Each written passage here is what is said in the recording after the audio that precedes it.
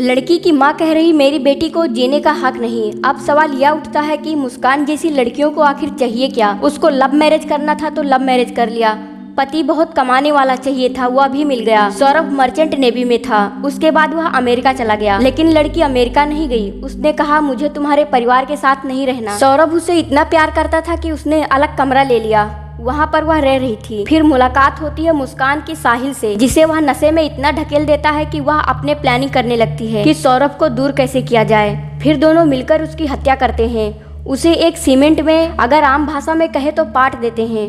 एक वाइफ पर भरोसा करने की सजा मौत तो नहीं हो सकती। देखिए ऐसी लड़कियों की वजह से अब जो सच में अच्छी हैं उनके ऊपर कौन भरोसा करेगा। पहले फ्रिज, कुकर, बाग, दीवार, बेड, ताबूत और अब ड्रम। इस सब के चलते आज के नौ युवा ये सोचने पर मजबूर हो गए हैं कि अब शादी ना करने पर ही बेहतर है। शादी करने पर जब इतनी प्रॉब्लम है तो इससे अच्छा ना ही करो। इतना भी मॉडल जमाने में मत भूल जाओ कि एक लड़की एक औरत होने की पूरी सीमा ही लांघ जाओ। इस कहानी में ज्यादा लोग नहीं है, बस 3 ही लोग हैं, पति, पत्नी और प्रेमी। सौरभ को अपनी पत्नी पर विश्वास करने का नतीजा यह मिला कि 3 टुकड़े करके एक ड्रम में पाट दिया। चलिए पूरा सच जानते हैं। देन हेलो दोस्तों, my name is Mamta Shukla. Today discuss about the Meerut case. यह वही लड़की है। इसमें यह कहना भी गलत नहीं होगा कि इसका चेहरा भी मासूम सा दिखता नहीं है, लेकिन इस चेहरे के पीछे छुपा था एक शैतान। एक ऐसा शैतान जिसमें एक घर के चिराग को बुझा दिया, एक मासूम बेटी के सर से पिता का साया छीन लिया और एक हंसते खेलते परिवार को तबाही की ओर ढकेल दिया। इस केस का हर पहलू आपको झकझोर कर रख देगा।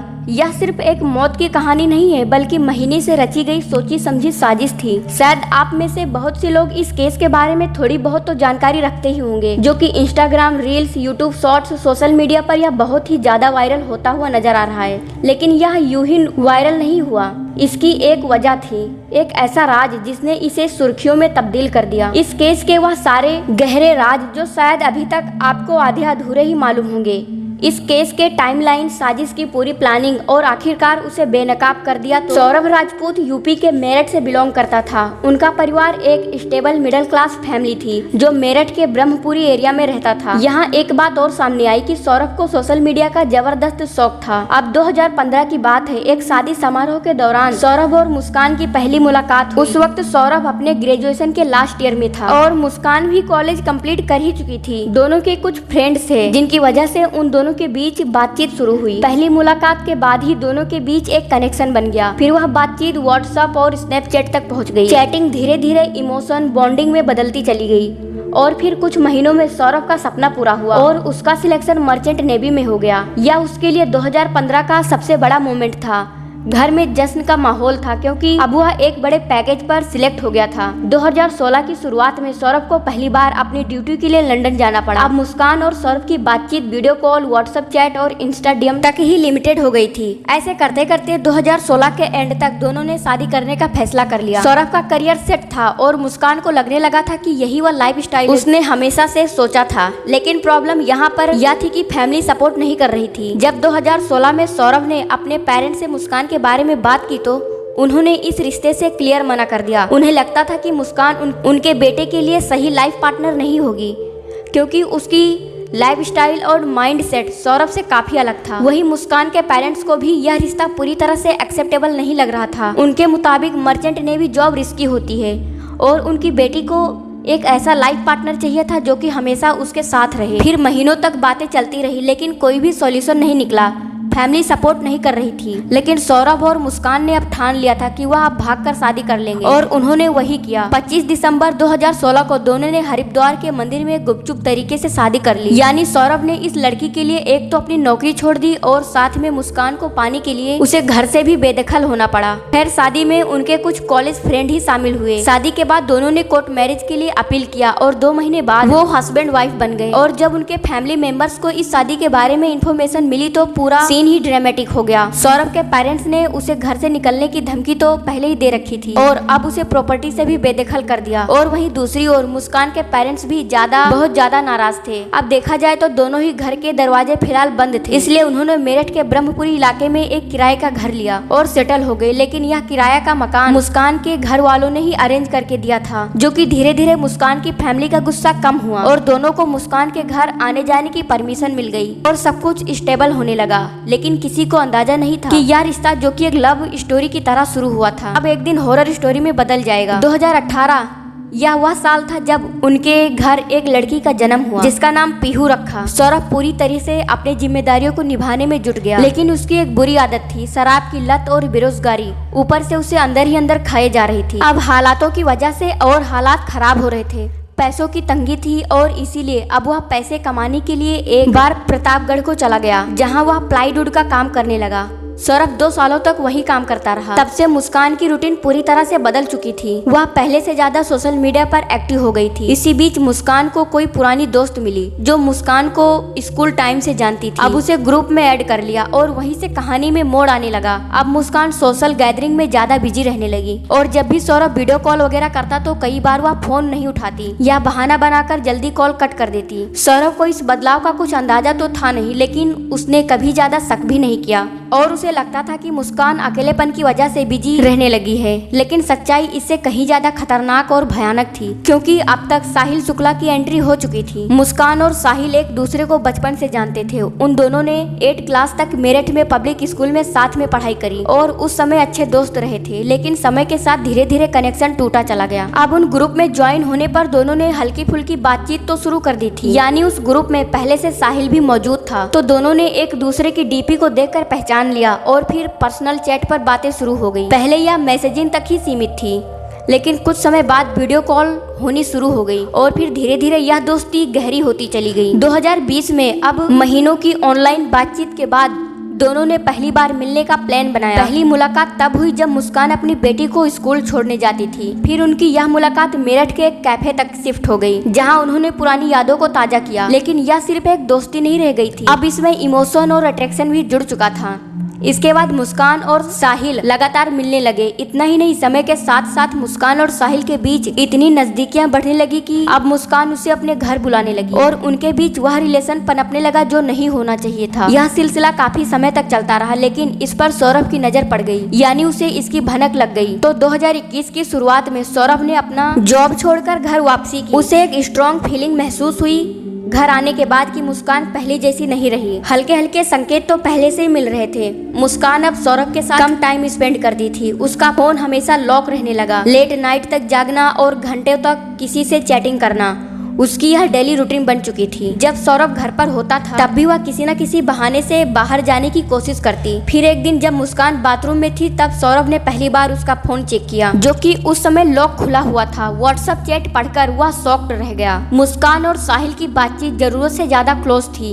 इतना ही नहीं, मकान मालिक ने भी कंफर्म किया कि साहिल को उसने मुस्कान के घर के बाहर आते जाते कई बार देखा है। इस सबसे परेशान होकर उसने मुस्कान से बातचीत करने की कोशिश की। इसी दौरान मुस्कान ने खुद साफ साफ कह दिया था कि उसे सौरभ से तलाक चाहिए और अब अपनी जिंदगी साहिल के साथ बिताना चाहती है।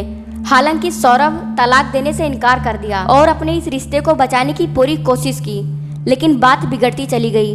और फिर 2023 में सौरभ अपने दोस्त के साथ लंदन चला गया, जहाँ वह 2 सालों तक बेकरी का काम करता रहा। लेकिन साहिल की इधर कहानी कुछ अलग ही दिशा में चल रही थी, क्योंकि साल 2020 में साहिल की मां का निधन हो गया। साहिल अपनी मां से बेहद जुड़ा हुआ था और अब मां के चले जाने के बाद उसकी मानसिक स्थिति बिगड़ने लगी और तब तक जाकर उसने मुस्कान के पास एक बिल्डिंग में रूम रेंट पर ले लिया और वहीं पर रहने लगा। लेकिन अब तक वह मानसिक रूप से और बीमार हो चुका था और वह यह मानने लगा था कि उसकी माँ उससे बातें करती है जो कि गुजर चुकी थी। वह उसके फोन में मैसेज करती है, जो कि वह खुद ही खुद को मैसेज लिखता था और मानता था कि उसकी माँ ने उसे मैसेज किया है।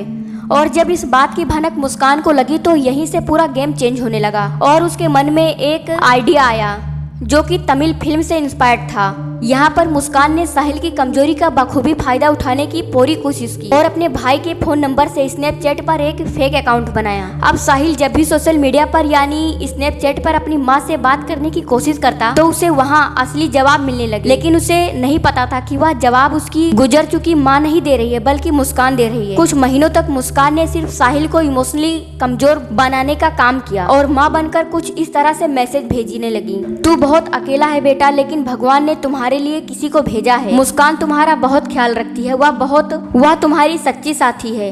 अब साहिल को लगने लगा कि माँ भी यही चाहती है कि वह मुस्कान के साथ हो। इतना ही नहीं, मुस्कान ने माँ के रूप में उसे ऐसे भी मैसेज भेजे कि अब वक्त आ गया है कि तुम्हें मुस्कान को अपना हमेशा के लिए बना लेना है, तो उसके लिए तुम्हें सौरभ को रास्ते से हटाना होगा।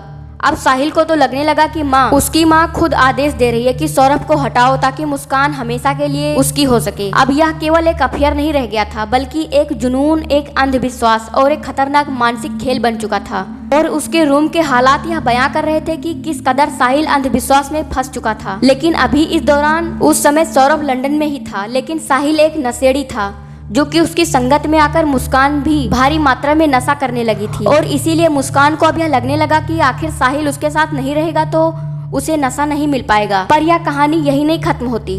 अब नवंबर 2024 में फुल प्लान बन चुका था। साहिल और मुस्कान, क्योंकि सौरभ का वीजा एक्सपायर होने वाला था, इसलिए वह इंडिया लौटने वाला था। लेकिन यहाँ पर उसके भारत लौटने की एक और बड़ी वजह थी।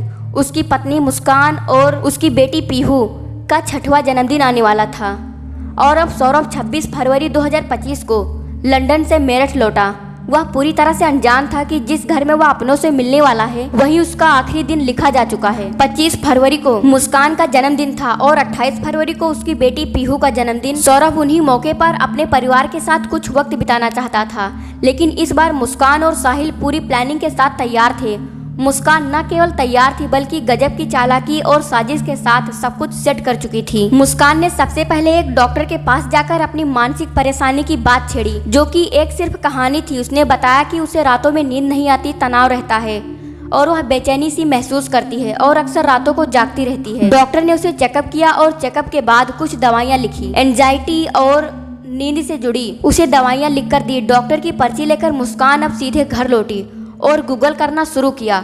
उसने एक एक करके सभी दवाइयों के नाम सर्च किए और उन दवाइयों के असर को समझा। उसके बाद उस पर्ची में से सिर्फ वही दवाइयाँ निकाली जो किसी इंसान को बेहोश कर सकती थी या फिर गहरी नींद में डाल सकती। फिर उसने उन चुनिंदा दवाइयों के नाम एक अलग से दूसरी पर्ची पर लिखा ताकि मेडिकल स्टोर वालों को किसी भी तरह से कोई संदेह ना हो। और अब वही दूसरी पर्ची लेकर के मेडिकल स्टोर पहुंची और वहां जाकर के आराम से बिना किसी हिचकिचाहट से वह सारी दवाइयां लेकर के घर वापस लौट आई। अब तक बिल्कुल सही चल रहा था, बिल्कुल प्लान के मुताबिक। 3 मार्च 2025 सौरभ अपनी माँ के घर गया था। वहाँ उसने अपनी माँ से कहा कि माँ, कोफ्ते खाने का मन कर रहा है, वही जो उसे हमेशा पसंद था। माँ ने ही बिना देरी किए उसके लिए बना दिया। सौरभ ने वह खाना वहाँ पर नहीं खाया बल्कि पैक करवा के अपने साथ वापस वहाँ पर ले आया ताकि वह अपनी पत्नी मुस्कान के साथ मिलकर के खा सके। अब काफी रात हो चुकी थी जब सौरभ ने वह कोफ्ता गरम किया और मुस्कान के साथ बैठकर खाने लगा तो मुस्कान ने मौका देखकर कोफ्ते में वही दवाइयाँ मिला दी जो कि पाउडर के रूप में थी, जिसमें से किसी भी तरह की गंध नहीं आ रही थी, जिसे खाने में किसी भी तरीके का फर्क महसूस नहीं हो सकता। अब सौरभ को जरा सा भी शक नहीं हुआ। उसे लग रहा था कि जैसे अब शायद रिश्ते में बहुत सुकून आ जाएगा, अब सब कुछ बदल जाएगा। और बातों ही बातों में उसने पूरी प्लेट से खाना खा लिया। खाने के करीब 10 से 15 मिनट बाद दवा ने अपना असर दिखाना शुरू किया। वह कुछ ही पलों में वह पूरी तरह से बेहोश हो गया। सौरभ के बेहोश होने के बाद मुस्कान ने सबसे पहले यही चेक किया कि दवा ने कितना असर दिखाया है। और जब मुस्कान यह कंफर्म कर लेती है कि दवा ने पूरी तरीके से असर दिखा दिया है और वह बेहोश हो चुका है, तो बिना टाइम वेस्ट के मुस्कान ने फौरन साहिल को कॉल किया। और जैसे ही साहिल घर पहुंचा वह पहले से टोटली तैयार था।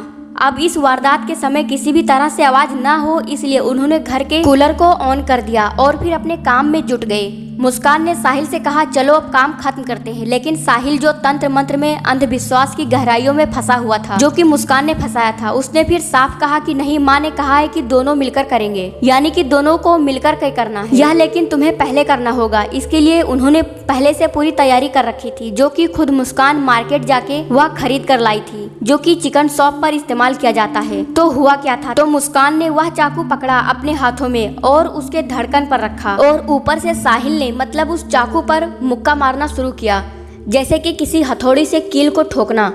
यह प्रक्रिया कई बार दोहराया गया और जब उन्हें लगने लगा कि हाँ काम हो चुका है, तब वह उसे बाथरूम में लेकर के गए और उसके बाद उसको बॉडी पार्ट को अलग किया और फिर जो बाकी का बचा था उसे पॉलीथीन में अच्छे से भर के उसे बेड के अंदर जो बॉक्स होता है उसमें रख दिया और जो बाकी का था उसे अलग रखा था फिलहाल के लिए। हालांकि इन सब के दौरान इनकी बेटी पीहू घर पर मौजूद नहीं थी, क्योंकि मुस्कान ने कुछ दिन पहले ही उसे उसके नानी के पास भेज दिया था। और वारदात के बाद साहिल बाजार गया और एक नीला बड़ा प्लास्टिक का ड्रम, सीमेंट और बाकी की चीज खरीद कर लाया। अब जिसमें अच्छी तरह से सीमेंट का मसाला तैयार कर इस तरीके से उसमें फिट कर दिया गया कि किसी भी तरीके से कोई गंध बाहर ना आए, और उस ड्रम को फिलहाल मुस्कान के फ्लैट के ही एक कमरे में छोड़ दिया गया था और ऊपर से ढक्कन कस करके बंद कर दिया गया। इसके बाद दोनों ने ऊपर फ्लैट की सफाई शुरू कर दी, जो कि 10 किलोग्राम ब्लीचिंग पाउडर उन्होंने पहले से मंगवा कर रखे थे।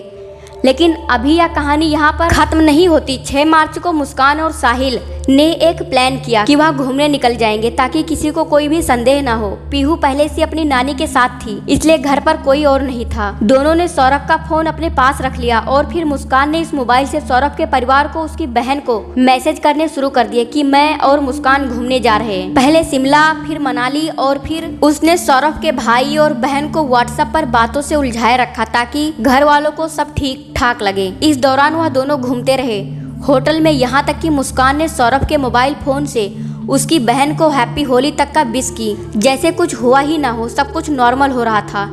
17 मार्च 2025 तक सौरभ का फोन लगातार ऑन ही रहा। उसके परिवार वालों को उसकी बहन को जरा भी संदेह नहीं हुआ कि वह जिसे बात कर रही है वह सौरभ नहीं बल्कि मुस्कान है। लेकिन जब मुस्कान और साहिल हिमाचल के लिए निकले थे तो उस समय फोन के साथ सौरभ का ATM कार्ड वगैरह भी लेकर गए थे। शुरू में उनके पास पैसे थे लगभग 84,000, जो कि धीरे धीरे खत्म हो गए। तो मुस्कान को ध्यान आया कि सौरभ के अकाउंट में करीब 6 लाख हैं, लेकिन वह पैसे कैसे निकाले जाए, तो उसके लिए उसे कुछ समझ नहीं आया। तो 18 मार्च को 2025 के सुबह मुस्कान ने फिर अपनी माँ को कॉल करके यह पूछने की कोशिश की कि माँ यह बताओ कि सौरभ के अकाउंट के ATM से पैसे कैसे निकलते हैं। उसकी माँ चौंक गई और बोली कि तू यह बात मेरे से क्यों पूछ रही है, जबकि सौरभ तुम्हारे साथ ही है, तो उससे पूछ लेना। हालांकि यहाँ पर मुस्कान की माँ को जरा सा संदेह तो हुआ, लेकिन उन्हें लगा कि शायद आपस में कोई झगड़ा हुआ होगा, इसलिए वह मुझसे पूछ रही है। फिर अगले दिन जब वह टूर से घर लौटी तो सीधा वह अपने मायके गई, और जैसे दरवाजा माँ ने खोला तो माँ को देखते ही वह लिपट गई और फूट फूट कर रोने लगी। उसकी माँ उसकी हालत को देखकर कुछ समझ नहीं पाई। फिर थोड़ी ही देर में मुस्कान ने बोलना शुरू किया कि माँ सौरभ अब नहीं रहे, पर मैंने नहीं मारा, उसके भाई बहन जीजा वहाँ आए थे, उन्होंने मिलकर के इस वारदात को अंजाम दिया। यह सुनकर के उसके माता पिता शॉक्ड रह गए, पर बेटी को देखकर चुपचाप उसका साथ दिया। बोले चलो ठीक है, थाने चलते हैं और रिपोर्ट लिखवाते हैं। रास्ते में उसके पापा गाड़ी रोककर उसे पूछते हैं कि बेटा तू सच बात बता कि बात क्या है। तो मुस्कान थोड़ी देर के लिए चुप रही और तब जाकर उसने सच बोला और कहा, हाँ पापा, मैं और मेरे दोस्त साहिल शुक्ला ने मिलकर के इस वारदात को अंजाम दिया है। माँ बाप बहुत हैरान रहे, उनके पैरों तले जमीन खिसक गई कि उनकी बेटी ने ये क्या कर दिया, उसने इतना बड़ा कांड कैसे कर दिया। फिर भी बिना सवाल जवाब के उसे लेकर के सीधे ब्रह्मपुरी थाने पहुंचे, जहां पर मुस्कान ने पूरी कहानी बताई, यानी उसके पिता ने ही खुद से जाकर रिपोर्ट लिखवाई थी। पुलिस जब फ्लैट में पहुंची तो वहां पर उन्हें वही नीला ड्रम मिला, जो इतना भारी था कि उसे उठाना मुश्किल था। ड्रम को फिर ऑटो पर लाद करके यानी थाने ले जाया गया और वहां से फिर सरकारी मोर्चरी भेज दिया गया और समय रहते साहिल को भी पकड़ लिया गया। लेकिन यहाँ पर एक और हैरान करने वाली बात यह है कि सौरभ को काफी पहले ही शक हो गया था कि मुस्कान और साहिल के बीच यह सब चल रहा है। एक बार जब वह लंदन में था तब उसने मुस्कान की माँ को कॉल करके बताया था कि साहिल फिलहाल मुस्कान के साथ इसी फ्लैट में कमरे में रहता है, जाकर देखिए। जब उसके माता पिता पहुँचे तो मुस्कान ने दरवाजा खोलने से साफ इनकार कर दिया। इस पल सब कुछ यह लगभग क्लियर हो गया था। सौरभ जो कह रहा था कि वह सच था, और वह बात मुस्कान के पेरेंट्स को भी भली भांति अच्छे से समझ में आ चुकी थी कि गलती यहीं पर हुई है। अगर इस वक्त मुस्कान के माता पिता ने सख्ती से कदम उठाया होता या खुद मुस्कान ने तलाक की प्रक्रिया जोरों तोड़ों से शुरू की होती तो आज यह वारदात को शायद टाली जा सकती थी। अगर उसे साहिल के साथ ही रहना था तो लीगल प्रोसेस को अपनाना था, ना कि यह। तो इस केस में हमें यह बहुत बड़ी सीख लेनी चाहिए कि जब कोई रिश्ता टॉक्सिक हो जाए, जब उसमें ट्रस्ट और रिस्पेक्ट खत्म हो जाए, तब उसे वहीं पर खत्म कर देना चाहिए, क्योंकि जबरदस्ती का रिश्ता अक्सर इसी दिशा में लेकर के जाता है। तो क्या सौरभ को इंसाफ मिल पाएगा या नहीं, कमेंट में अपनी राय जरूर देना और सब्सक्राइब भी कर लेना।